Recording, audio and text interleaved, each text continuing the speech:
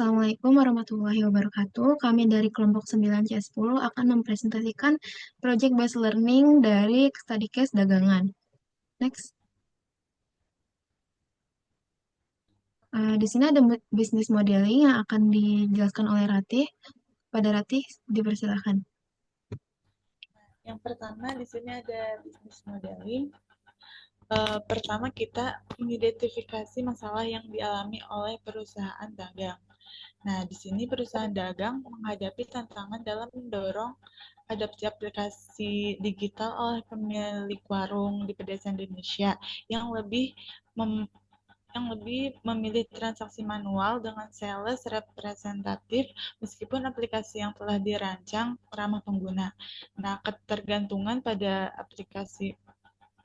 proses manual ini menghambat efisiensi operasional dan transisi ke sistem digital.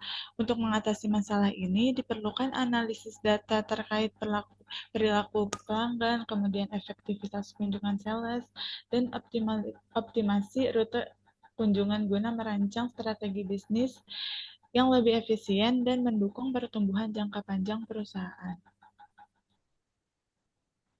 Nah, kemudian di sini ada diagram BPMN. Di sini ada swimline aktornya, yaitu ada store owner, kemudian sales representatif, kemudian ada company system, dan logistik team. Nah, alurnya itu kita mulai dari proses awal saat toko membutuhkan pengisian ulang untuk stok. Di sini ada kebutuhan restock, kemudian jika manual kita langsung hubungi perwakilan penjualan, kemudian dari situ dilanjutkan dengan kunjungan perwakilan penjualan, kemudian pemesanan dicatat oleh sales representatif tanpa menggunakan aplikasi, kemudian dijadwalkan, kemudian dilakukan pengiriman barang oleh tim logistik, kemudian langsung dikirim sukses. Itu jika manual. Jika otomatis itu, pertama kita terima notifikasi restock, kemudian pesan melalui aplikasi tersebut, kemudian diproses otomatis oleh sistem, dan dijadwalkan pengirimannya secara otomatis, kemudian pengiriman barang, dan pengiriman sukses. Nah, tujuan optimalisasi ini itu, yang manual itu digunakan untuk pelanggan yang tidak terbiasa dengan teknologi atau membutuhkan pendekatan personal. Kemudian jika otomatis itu menjadi solusi jangka panjang dengan efisiensi lebih tinggi termasuk pengurangan ketergantungan pada perwakilan penjualan.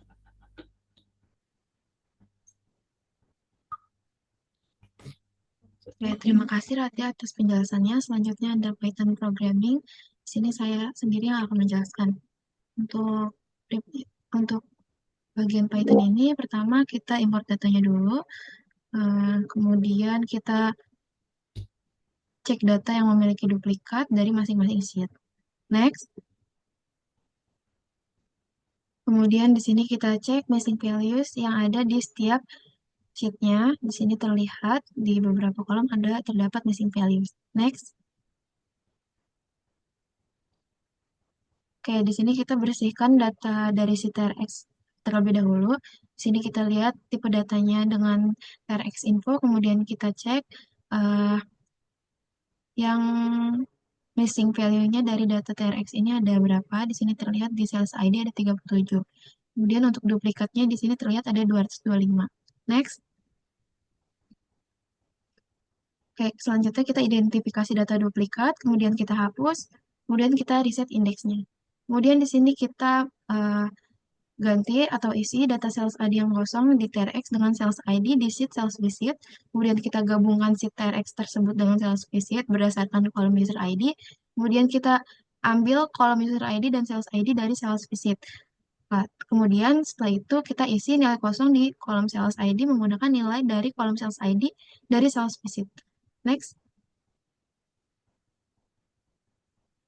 Selanjutnya ini kita identifikasi baris, menampilkan user ID yang tidak memiliki pasangan, kemudian kita melihat data user ID, kemudian kita merge tipe datanya, kemudian kita isi nilai kosongnya.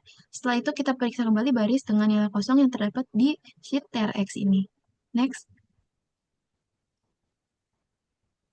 Nah, ini hasilnya masih terdapat missing values di beberapa kolom. Lanjut. Nah, di sini kita proses, yaitu kita bersihkan missing value-nya, kemudian kita hitung nilai rata-rata dari kolom sales ID yang tidak kosong, kemudian kita isi kolom kolom sales ID dengan rata-rata, kemudian kita tampilkan. Ini terlihat outputnya, kemudian next. Sini kita cek ulang data yang setelah kita isi missing values tadi. Di sini terlihat sudah tidak ada missing values. Berarti cleansing sudah berhasil, pada TRX sudah berhasil dilakukan. Next. Kemudian di sini kita cek ulang. Oh, kita lanjut ke cleansing data sales visit. Di sini kita lihat tipe datanya dengan sales info. Kemudian di sini terlihat ada beberapa missing values ya di check-in app, check-in coordinate, dan lainnya. Next.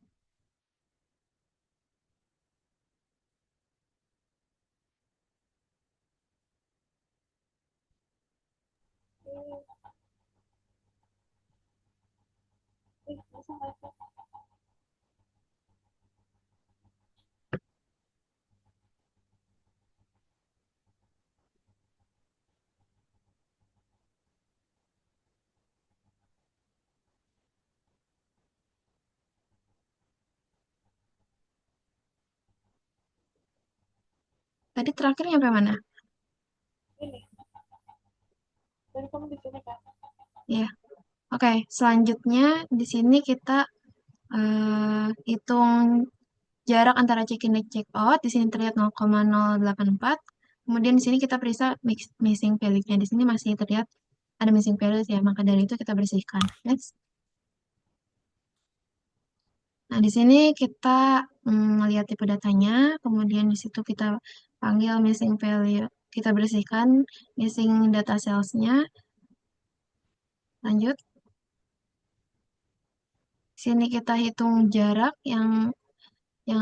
di sini kita hitung jarak dengan cara yang pertama-tama periksa apakah ada koordinat yang bukan nol atau dan berupa string sebelum dipisahkan, kemudian kita pisahkan koordinat menjadi latitude dan longitude, kemudian kita hitung jarak menggunakan geopi, lalu kembalikan nilai tersebut ke default. Kemudian kita tambahkan kolom jarak ke data frame. Next. Nah, di sini outputnya, di sini terlihat tipe data yang tadi sudah kita masukkan, kita panggil di sintaks. Next. Ya, di sini kita bersihkan dengan cara clean sales info, kemudian kita cek tadi tadi itu kita sudah melakukan cleansing, maka dari itu kita cek apakah masih ada missing values. Di sini terlihat sudah tidak ada. Next. Kayak di sini juga terlihat ya sudah tidak ada nol seperti di awal tadi. Next. Oke, lanjut kita ke sheet yang terakhir, data master user. Di sini kita lihat tipe datanya, kemudian di sini kita cek ada missing value-nya. Next. Kemudian di sini eh, kita ganti nilai nol menjadi tidak ditemukan, kemudian pastiin perubahannya udah berhasil. Sini sudah terlihat ya. Next.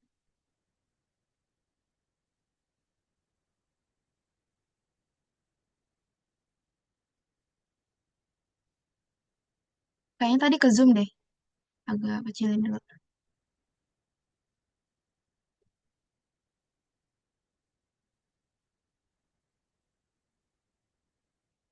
Oke, di sini terlihat masih ada missing values, maka dari itu kita lanjut. Next.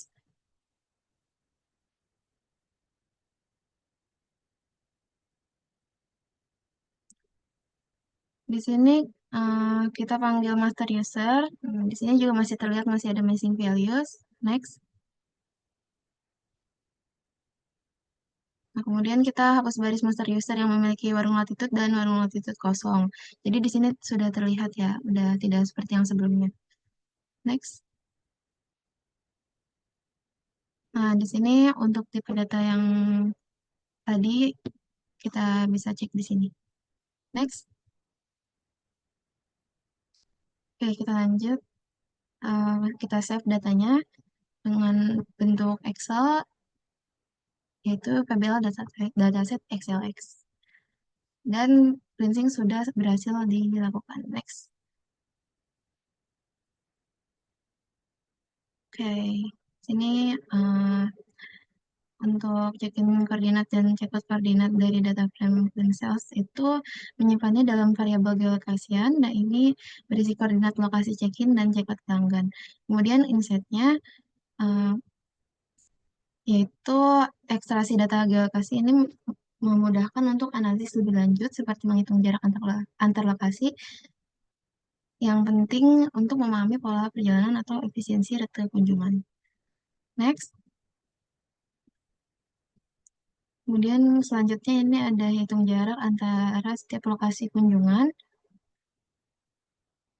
Cara kerja kodenya itu fungsi calculate distance menghitung jarak antara koordinat check-in dan check-out menggunakan rumus geodesik. Fungsi ini diterapkan pada setiap baris di data frame dan cells dan hasilnya disimpan dalam kolom distance kilometer.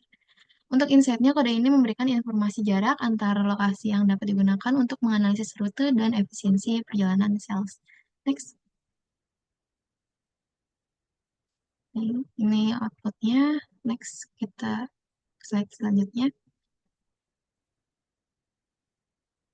Ya, di sini saya akan menjelaskan fungsi optimize rute ini mengoptimalkan rute perjalanan sales untuk meminimalkan jarak total dan memeriksa apakah kolom distance KM di data frame ini dan menghapus baris dengan nilai none pada kolom tersebut. Fungsi ini diterapkan pada data frame clean sales untuk mengembalikan urutan kunjungan yang dioptimalkan dan total jarak yang ditempuh. Next. Oke, kita lanjut ke SQL. Untuk yang nomor satu ini, kita menemukan pelanggan yang perlu dikunjungi berdasarkan kriteria tertentu. Di sini eh, kita ambil data pelanggannya dan transaksi, kemudian kita ngelompokin pelanggan tersebut berdasarkan pendapatan dan jumlah kunjungan. Pelanggan dengan pendapatan tinggi atau kunjungan kurang dari 5 kali itu nanti akan diprioritaskan. Next. Oke, untuk yang nomor selanjutnya, seberapa sering perwakilan penjualan harus mengunjungi pelanggan. Di sini kita hitung jumlah kunjungan perwakilan penjualan ke setiap pelanggannya dengan mengelompokkan berdasarkan user ID dan menghitung total kunjungan untuk masing-masing. Untuk insight-nya, kode ini memberi gambaran tentang seberapa sering setiap pelanggan dikunjungin yang ngebantu dalam menentukan frekuensi kunjungan yang tepat berdasarkan kebutuhan atau prioritas. Next. Selanjutnya ini kapan perwakilan penjualan sebaiknya melakukan menjadwalkan kunjungan ke pelanggan. Di sini kita memanggil data kunjungan pelanggan, mencari tanggal kunjungan terakhir, dan menghitung rata-rata waktu antara kunjungan sebelumnya. Data ini dikelompokkan berdasarkan user ID. Pada ini ngebantu untuk nentuin kapan kunjungan berikutnya perlu dijadwalin. Berdasarkan waktu rata-rata antara kunjungan dan memastikan perwakilan penjualan melakukan kunjungan tepat waktu. Next. Oke, selanjutnya apakah mungkin untuk membuat rute kunjungan yang lebih efisien? Jadi di sini kita menggabungkan data kunjungan sales dengan data lokasi pelanggan, lalu menampilkan koordinat check-in, check-out, dan jarak antar lokasi kunjungan untuk setiap sales visitnya. Jadi ini menghasil, meng- menghasilkan analisis jarak antar pelanggan yang ngebantu merencanakan rute kunjungan yang lebih efisien. Next. Nah, yang terakhir di sini menghitung dampak kunjungan terhadap pendapatan. Jadi di sini eh, kita Di sini kita hitung total pendapatan, jumlah kunjungan, dan rata-rata pendapatan per kunjungan untuk setiap pelanggan. Kemudian data itu diambil dari tabel kunjungan dan transaksi, kemudian kita kelompokkan berdasarkan user ID. Jadi kode ini hasilnya memberikan gambaran tentang kontribusi pendapatan setiap kunjungan yang membantu mengevaluasi efektivitas kunjungan sales terhadap pendapatan yang dihasilkan. Next. Oke, untuk selanjutnya visualisasi yang akan dijelaskan oleh Rati. Kepada Rati dipersilakan.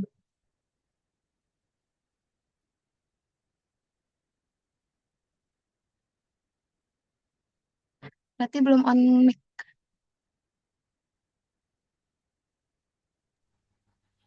Selanjutnya ada visualisasi Tableau untuk memberikan informasi lain di luar pertanyaan bisnis yang disebutkan tadi. Nah, di sini yang pertama itu ada segmentasi pelanggan. Hasil visualisasi ini menunjukkan proporsi atau jumlah pelanggan berdasarkan kategori tertentu, seperti jenis pelanggan atau lokasinya.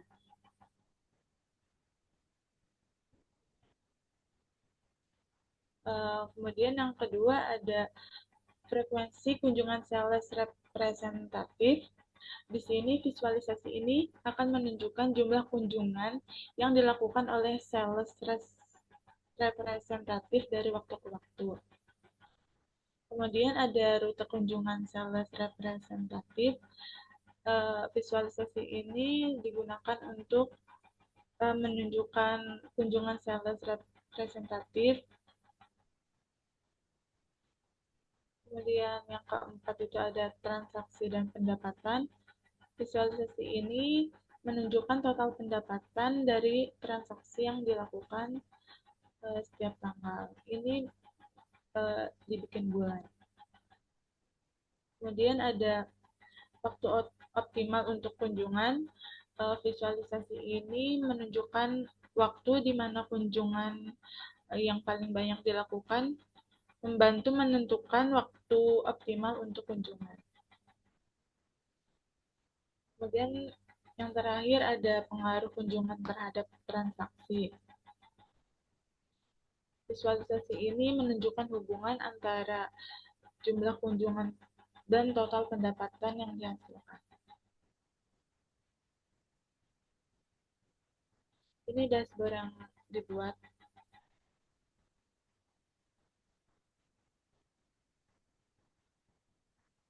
Yang terakhir ada kesimpulan. Dari materi ini dapat disimpulkan bahwa analisis yang mencakup pemodelan bisnis, pemrograman Python, SQL, dan visualisasi data telah memberikan wawasan holistik untuk meningkatkan efisiensi operasional perusahaan. Diagram BPMN memvisualisasikan perbandingan proses manual dan otomatis, membantu perusahaan memahami langkah-langkah transisi menuju digital. Kemudian Python memastikan kualitas data melalui pembersihan, serta mendukung efisiensi logistik dan optimasi rute. SQL mempermudah pengelolaan pelanggan, prioritas, dan perencanaan kunjungan dengan pendekatan berbasis data.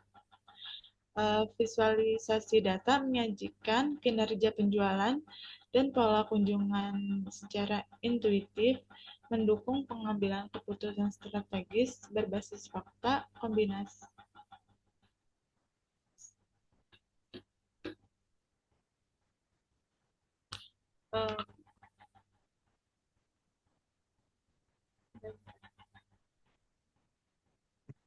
Oke, terima kasih Rati atas penjelasan dan kesimpulannya. Mungkin cukup sekian video dari kami. Mohon maaf bila banyak kesalahan. Semoga video ini cukup cukup memberikan insight kepada teman-teman semua yang menonton. Terima kasih sudah menonton video ini. Wassalamualaikum warahmatullahi wabarakatuh.